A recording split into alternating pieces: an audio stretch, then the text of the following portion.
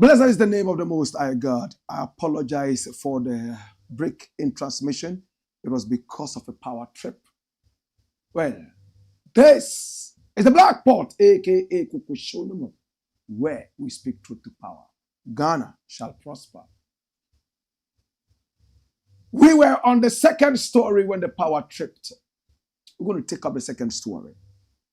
The gospel according to GABBY. Who is GABBY Asare Ochredako? He is the pseudo prime minister of the Republic of Ghana. Here he is. He's the cousin of the president of the republic. And many people believe that he's so powerful, he controls the whole republic, especially that his uncle is so old and so sleepy. GABBY was the one who brought Sir ADJAYE into the country. Oh, yes. And unleashed this pest on the economy of the nation, siphoning money left, right, and center, as we have been made to know. Now, GABBY Asare Ochredako recently granted an interview, and in that interview, he said a lot of things. We have decided to title that the gospel according to GABBY. If he was in the days of the Bible, he would be a writer of the Bible. He was born in Chelsea, and he will never give his British citizenship for anything. Reason, he's unable to run any public office right here in Ghana. Does he need to even be in any public office? Especially that his uncle is the president. He can still decide to call all the shots, hire and fire, without being in any public office. This is the pseudo prime minister of the Republic of Ghana. His name is GABBY Asare Ochredako. GABBY has said some things I want us to look at very quickly. Run it, my youth. Now, he says, according to Ghana Web, Akufo-Addo's government has outperformed all governments in the health sector. And this is GABBY Asare Ochredako. Run it, my youth. Watch this. A leading member of the governing New Patriotic Party, GABBY Ochredako, has asserted that no government under the Fourth Republic can match the achievements of the Akufo-Addo government, especially in the health sector. According to him, the current government has initiated and supervised the construction of massive physical infrastructure at a go never seen in the country's history. Which health infrastructure? Shall we know? Is it the Kolebu Teaching Hospital? Is it the Tamale Teaching Hospital? Or is it the Okomfo Anochi Teaching Hospital? Which is the massive structure? Can you let us know? Now, speaking on Channel 1 TV, monitored by Ghana Web, the legal practitioner stated that the achievement by the Akufo-Addo government is unmatched. Let me try and take a few sectors. Health. I can say boldly, based on numbers, that in the Fourth Republic, no government has been able to do the kind of things we have witnessed under the Akufo-Addo government or the Akufo-Addo presidency. On 4 fronts within the health sector alone, in terms of facilities, in terms of that amazing thing that former Akufo built, the National Health Insurance Scheme, where he has taken it.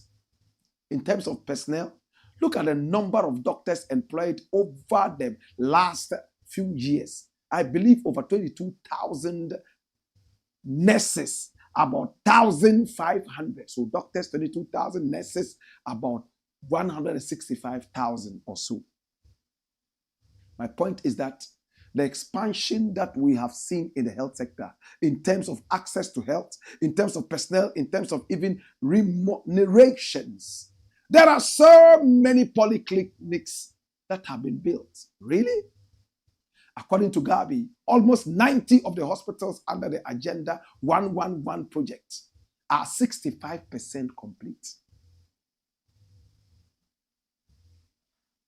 According to GABBY, he has witnessed a massive infrastructure in terms of our health. Not a single hospital has been built by Nana Akufo-Addo, many people have said. But I have researched and I've realized that a few hospitals have been built by this administration yet to be launched. As it stands right now, they always would wait until election year, then they come dangling that carrot in front of you after keeping you hungry for close to 8 years, so you can be swayed by that, so you can vote them into power. After killing us with the National Cathedral, running us down in front of the gates of the IMF and the World Bank, saddling us in debt, this government is only good at borrowing. As manifested by the new finance minister, Amin Anta, they are going to continue borrowing even with just a few months more in office. They can't survive without borrowing. It's a shame, isn't it? GABBY says that Nana Akufo-Addo has done so well. He's built a lot of offices, in fact, hospitals, and so on and so forth. And that, in the Fourth Republic, he is unmatched. Many people will give the credit and the diadem to John Mahama for building so many hospitals whilst he was in power, not Akufo-Addo. Until those hospitals that are near completion are done. Oh, and also established. We are yet to see what Nana Akufo-Addo has done in the health sector. GABBY says, oh, he's done a lot. So many doctors have been employed, so many nurses. But we must remember that it is in the Akufo-Addo government that so many nurses and doctors ran out of this country, making our hospitals empty. So what did we do? We trained the doctors and nurses and gave them out on a silver platter to countries that deserve them and not us. It's a shame, isn't it? Ghanaians will acknowledge Akufo-Addo's achievement after he leaves office. This is GABBY. Run the story. If you consider the challenges of leadership, the challenges of managing an economy such as ours, and those challenges being compounded by the global challenges that face them, I think when Ghanaians sit back and analyze this period after he's gone, they will appreciate the Akufo-Addo presidency. When you are in there, you can't really see that much. Wow. He's saying that Ghanaians are blind. When the government is in power, they don't see anything till the government is gone. Then they start crying. Oh my God. Mahama was in power. They said he performed abysmally. We all said it and kicked him out of power. We brought in the old man who was too old to be corrupt and be corrupted. We realized that some young thieves grow old and they also become old thieves. For the first time, we saw an old man leading an agenda of thievery and exploitation of the system. Nana Akufo-Addo, the shortest president in the history of Ghana and the world.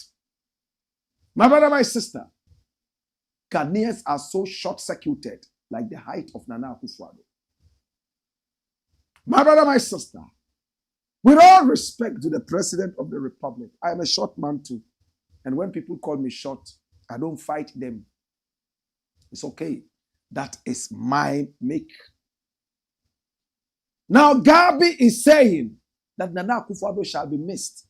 I'm waiting to miss Nana Akufo-Addo. Of course, he's done some good things, but he has dealt the country a murderous blow that we can never recover from until after several years. Now, GABBY has also said something about Kwame Nkrumah, which I want to share with you. Kwame Nkrumah wanted to set up a restaurant when he arrived in Ghana. Listen, when he arrived in Ghana. A stalwart of the governing New Patriotic Party, the NPP, GABBY Asari Ochodako, has disclosed what business Ghana's first president, Dr. Kwame Nkrumah, wanted to do when he arrived in Ghana before joining the struggle for independence. He said Dr. Kwame Nkrumah wanted to run an eatery and later set up a library. Before Nkrumah came to Ghana, there is a book, Nkrumah's Years Abroad, and I think some of the correspondence you can find at the BAWUMIA library. Before he came to Ghana, there were letters that he had written to an uncle and his family members about looking for funds and what he wanted to do when he got to Ghana. He wanted to set up a restaurant and he was asking for money. He was tired of being abroad and wanted to come to Ghana. But his focus was to set up a restaurant. In other correspondence, he was looking whether he could set up a library. GABBY Asari Ochida, who said in an interview on Channel 1 TV, monitored by Ghana Web, dash it away. Kwame Nkrumah will remain the founder of this nation no matter what propaganda they run under the bridge. But history illiterates will continue to say things that they don't know about. Before Kwame Nkrumah came to Ghana, in fact, he actually wanted to be a reverend minister. He went to study theology. Nkrumah wanted to be a pastor, man of God. How about that?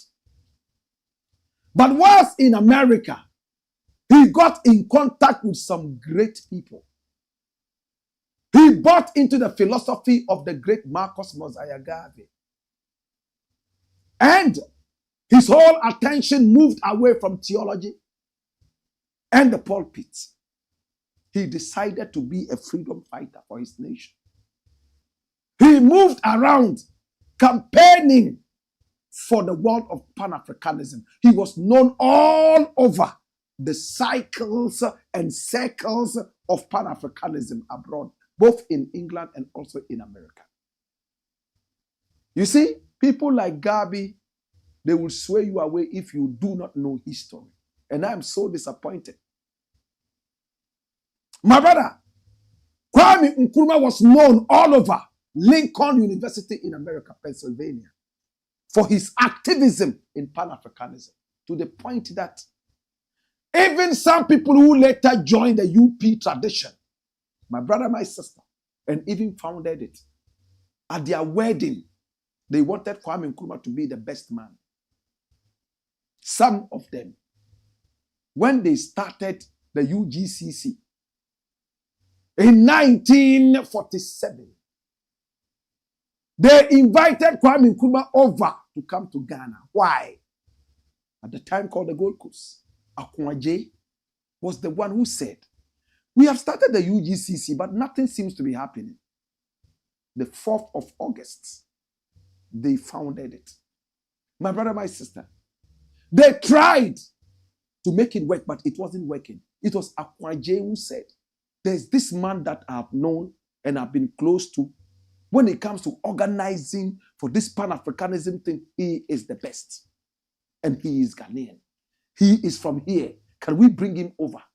And it took George Grant to pay for Kwame Nkrumah to sit in a ship, not plane, come all the way from America, come down to this country. The day he arrived, he started working to fix the office. He realized that UGCC was just a club of bourgeoisie and aristocrats.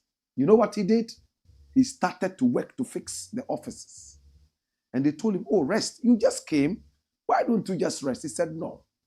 I've been resting all these years. It's time to work.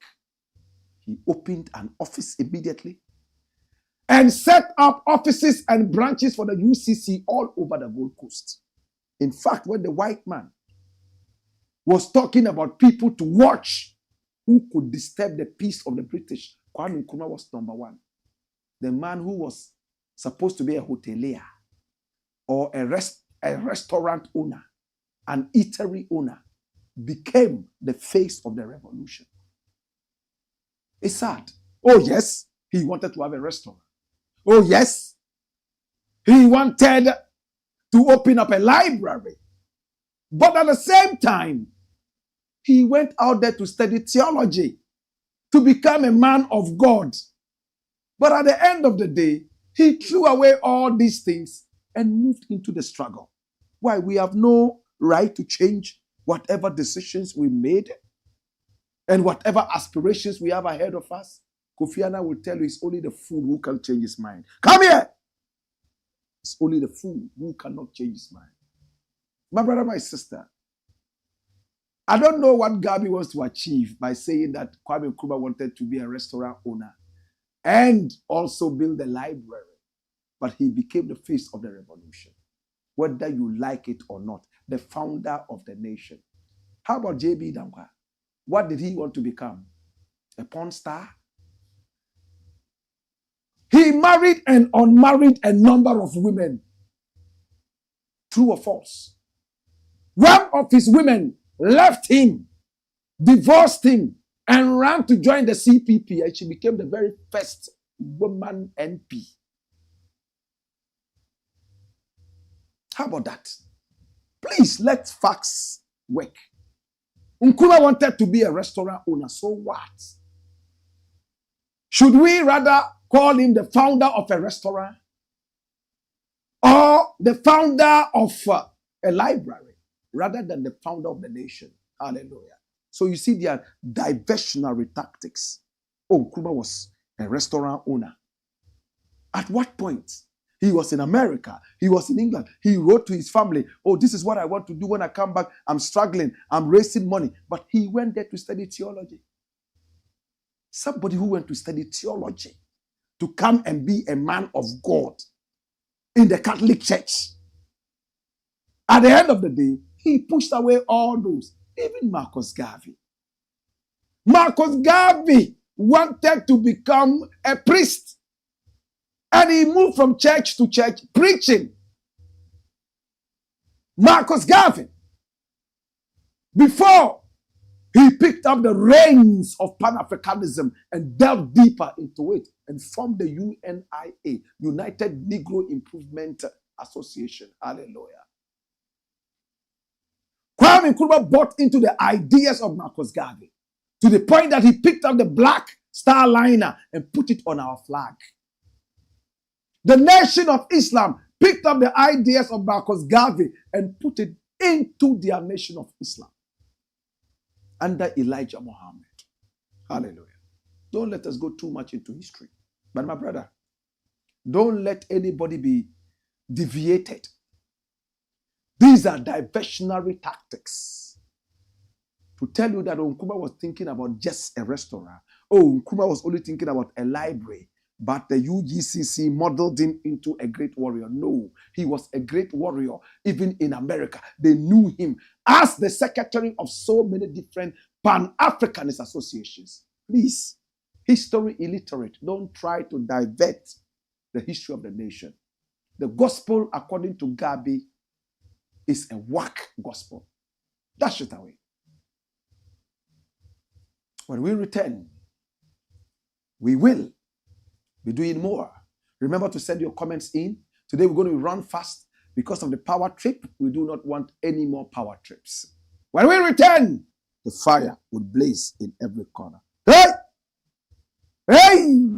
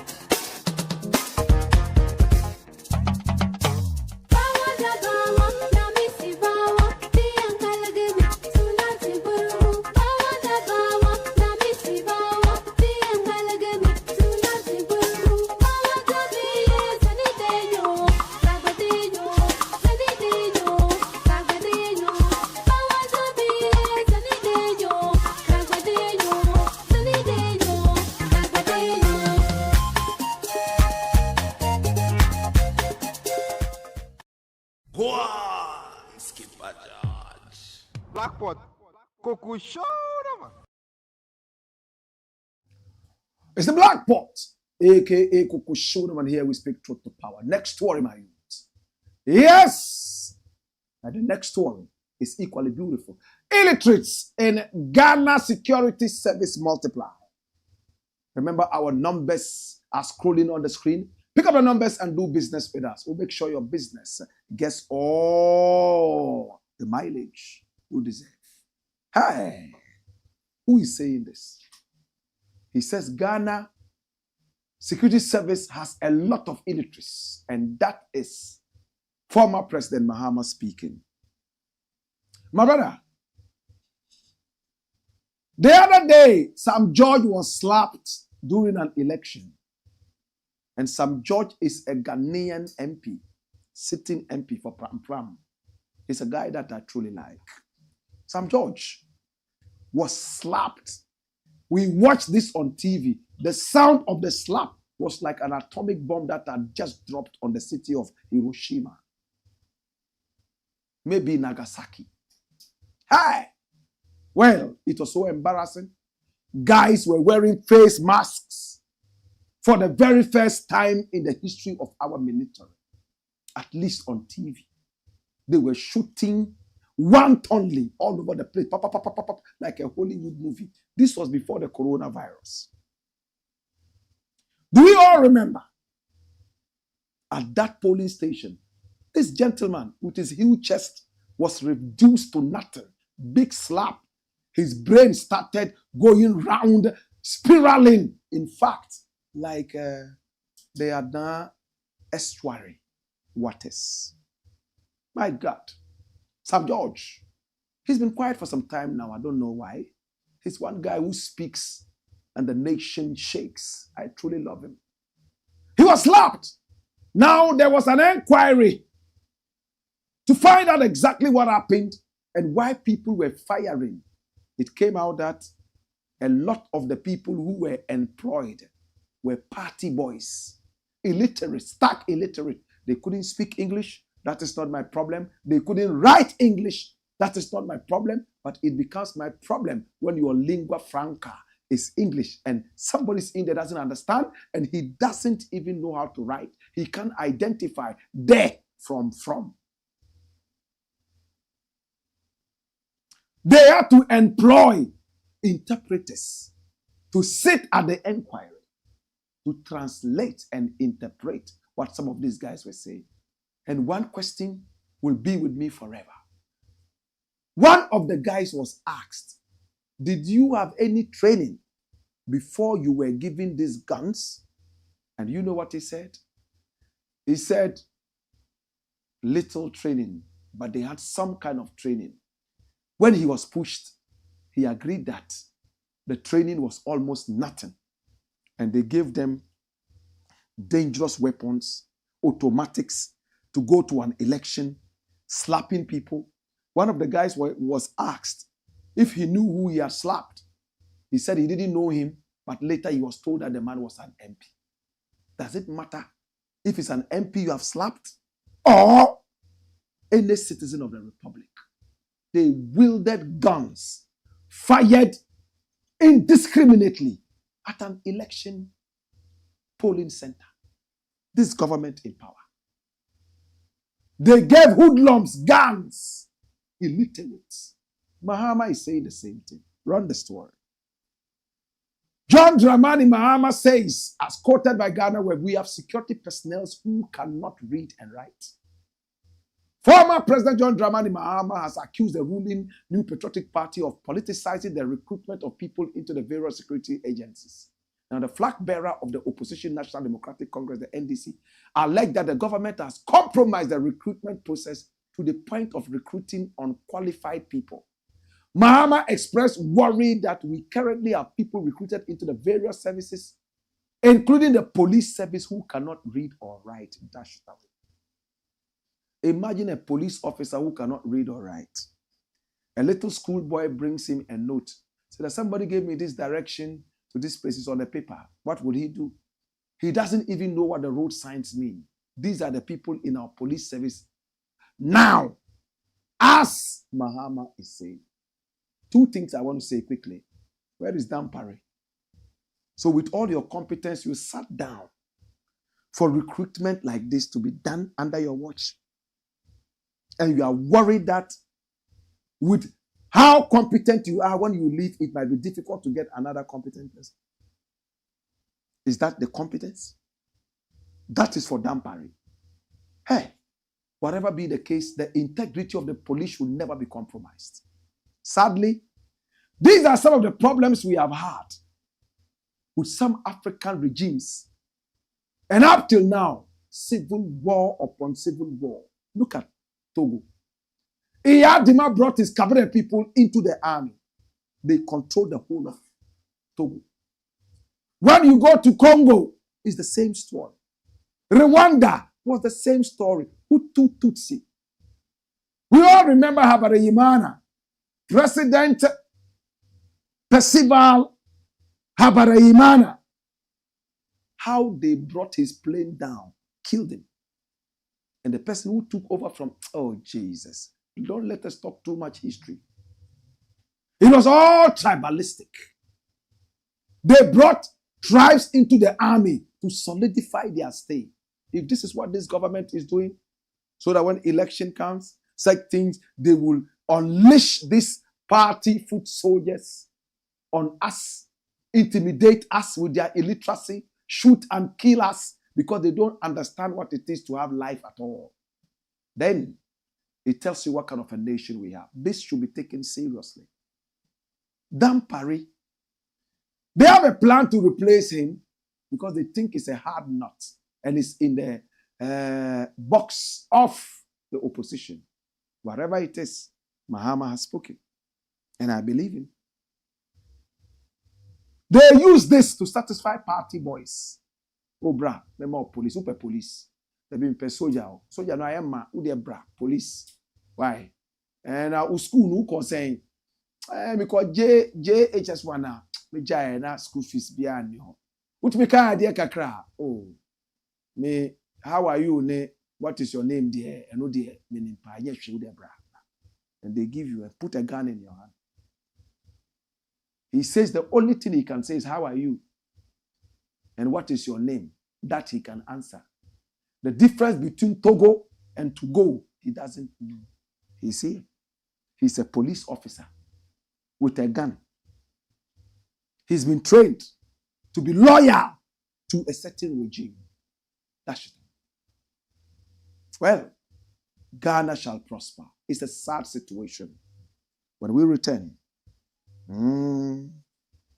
we got more, right? Hey! Wayo!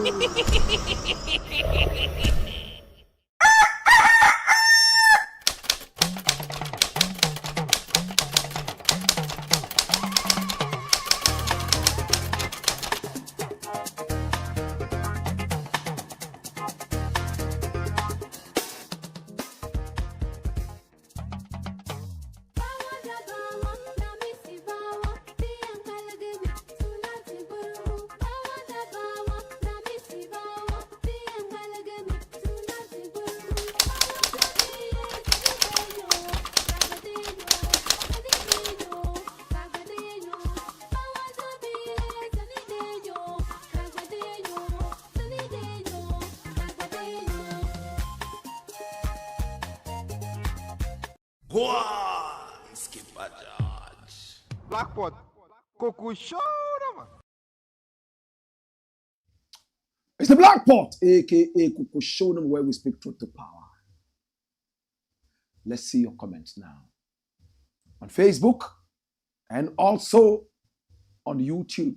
Remember today we couldn't get onto TikTok because of technical difficulties. Our numbers are scrolling on the screen. Pick up the numbers and do business with us. Whammy boy says, come here. Good evening, Blakk. Spit out the truth to power. Wayo. Zache Emmanuel, aka Governor, says, respect to the king.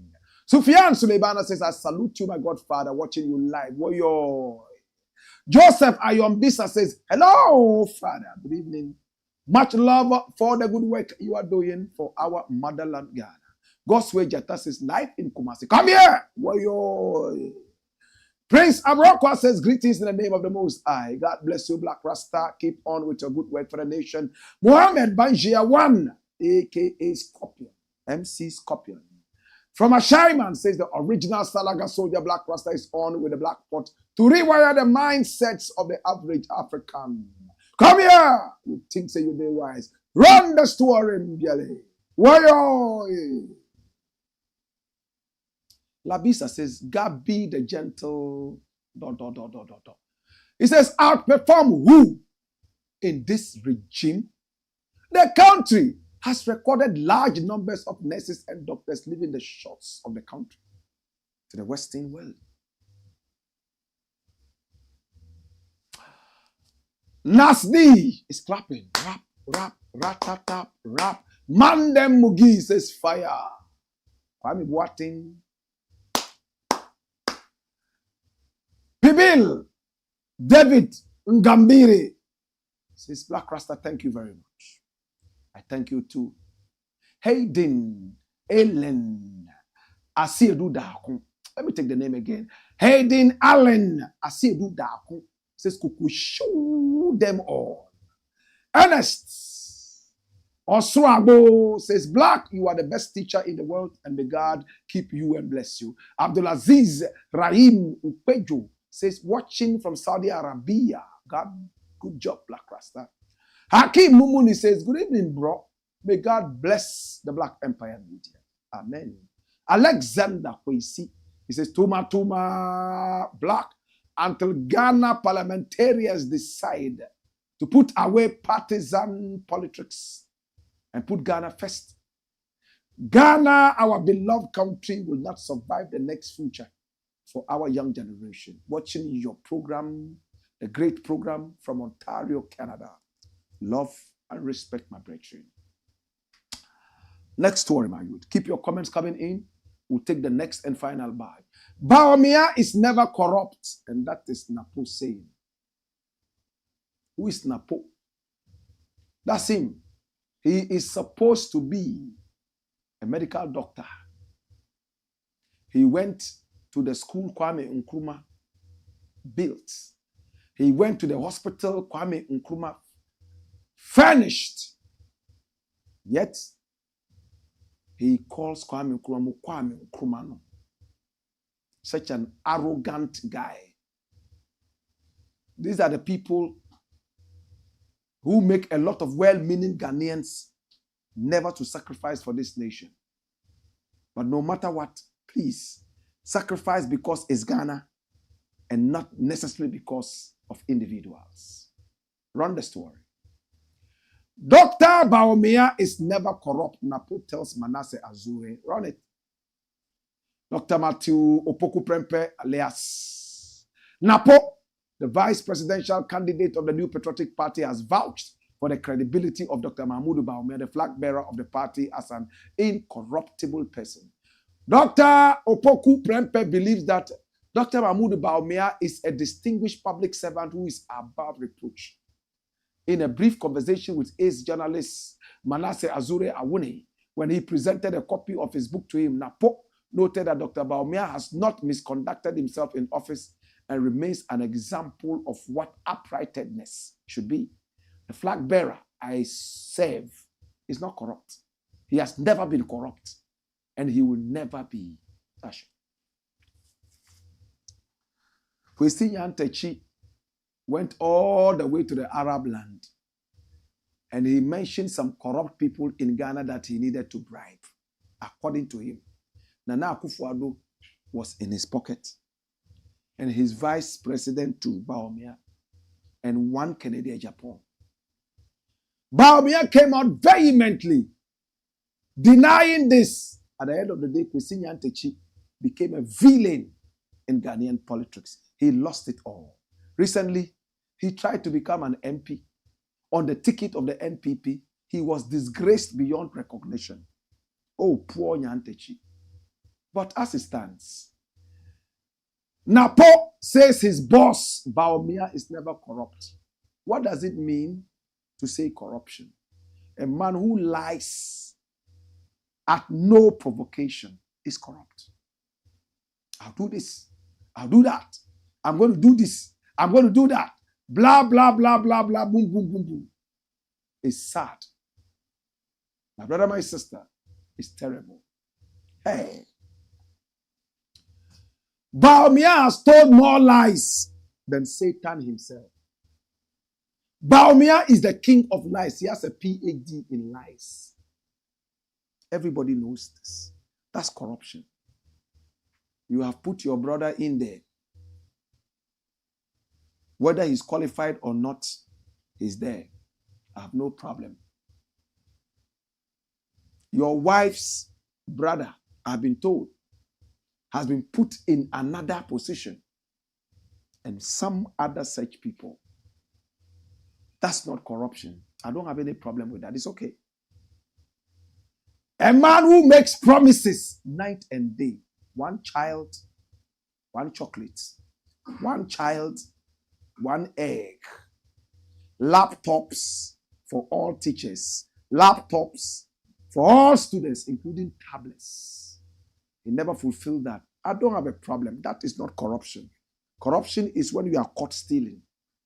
Once you are not caught stealing, you are okay. NAPO says BAWUMIA is not corrupt. Maybe it's not as corrupt as Nana Akufo-Addo. But corruption is corruption, no matter what angle. It's okay.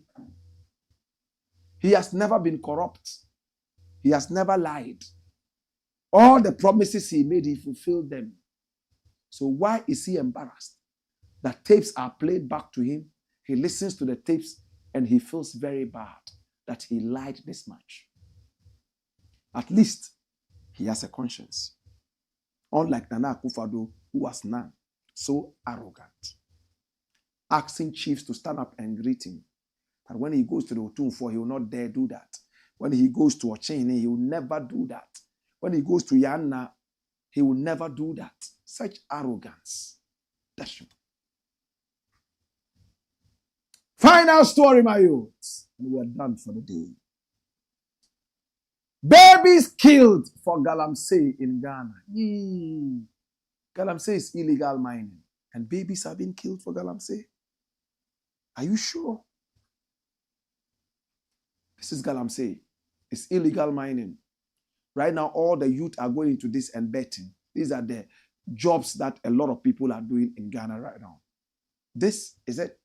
They are destroying the land. Rains are no more falling in the northern region and the middle belt of Ghana. All because of this thing called Galamsey. Don't worry. Continue destroying the land. Remove the gold from it. We'll see who you will sell it to after you've killed all of us. No common sense. Today, Malams in Tamale are going to pray for rain to fall. After praying for Galamseyers to go and get gold, now they are praying for rain. You think God will listen to a prayer like that? Today in history, how blood of babies was sold at hospitals to help Galamseyers attract gold. Such a primitive country.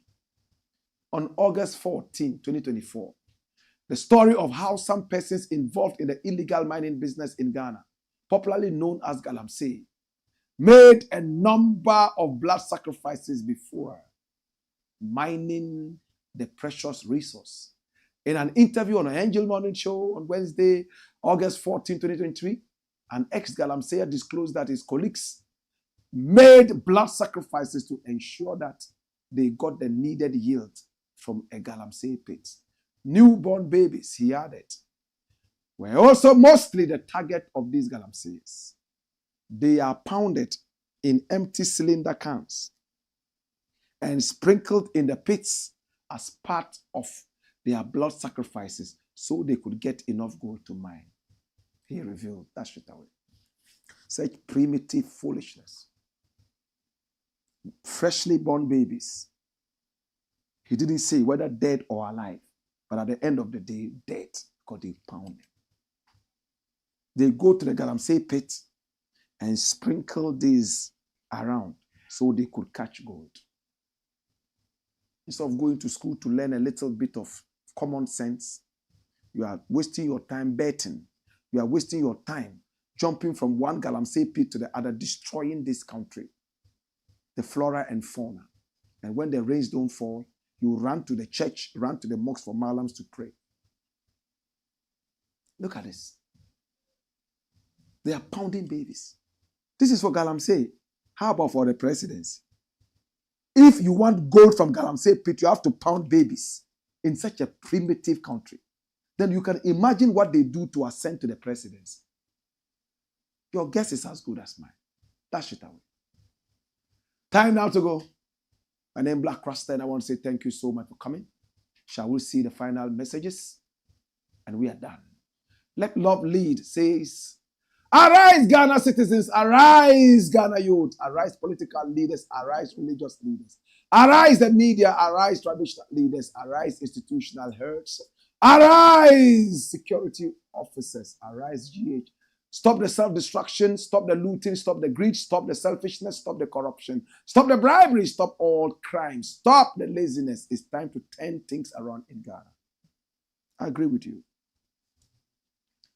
Mohammed Banjeyawan says, Dumso day, we day. Bi bora, bin chim latima, kwabga, tungul black pot, tuhule. What he says, if they want, they can switch off this light 100 times. We will wait for the black pot 1,000,000 more times. Good evening to Commander Osman and Apollonia, the Gbambana.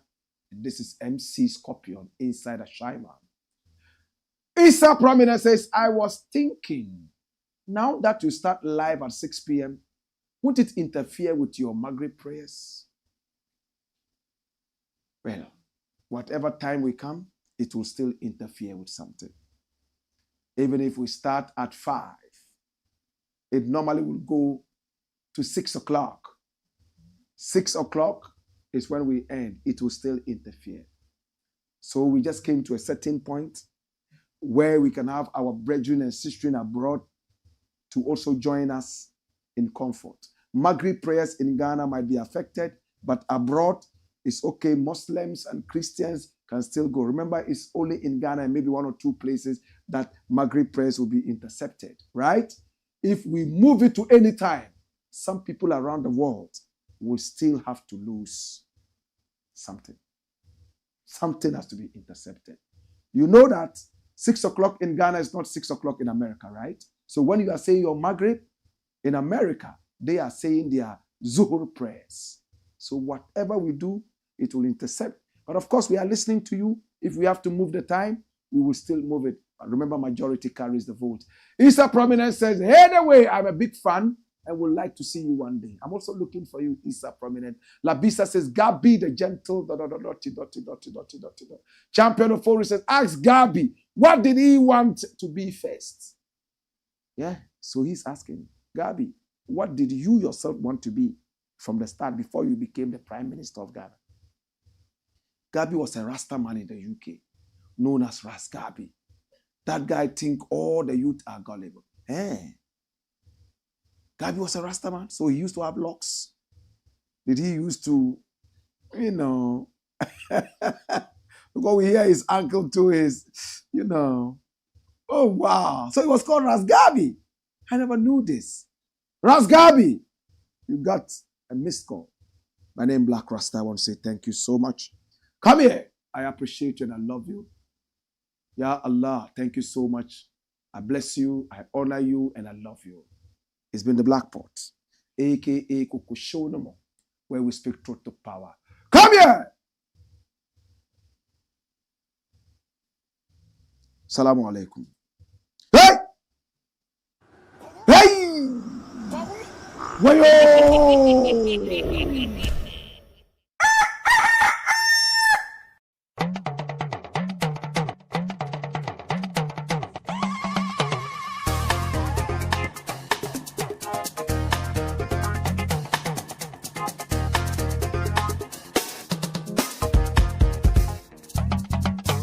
Power